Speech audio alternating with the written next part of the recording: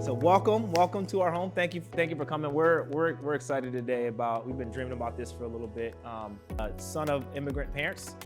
What we learned pretty early was really this tug between two forces in my life. One, mother who's a retired nurse, and her whole worldview was about you got to give back, empathy. You're here to help your fellow man, support, make the world better. Then on the other side, my father, who's a computer scientist, ran a business, right? So I was introduced to this idea of business ownership from early on. And so I had these tugs, right? One purpose, one profit, right? And at some point I realized I didn't have to pick.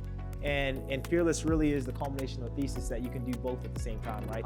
I remember going down to visit my brother at Duke, and he's in a lab, and I have no clue what he does, right? He's some mad scientist. And so I remember going in the lab and I saw mice running around with chips in their brain. He's sucking out brain signals and all this dark lab, and I'm like, oh, you're crazy. Got it. And I remember thinking, and I asked him, I said, well, where's this stuff backed up at? And he's like, yeah, it's on hard drives right there. And I'm like, ooh, well, that's not good, right?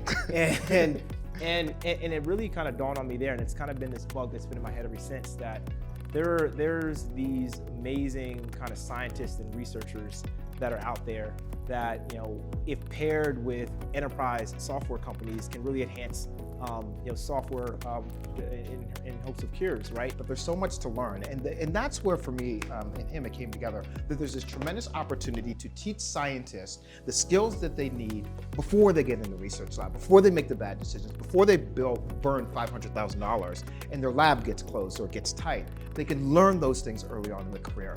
I went to undergrad at the University of Maryland, Baltimore County. I was a Meyerhoff scholar, so I was in a program that was geared towards increasing people from diverse backgrounds, thinking about how to bring more inclusivity to the sciences. And so that was my goal. I was going to go be a scientist, solve big problems, bring more people into that space. Never really thinking about the business side again until I became an assistant professor, and somebody handed me $1 million, because that's sort of what happens when you get a startup, right?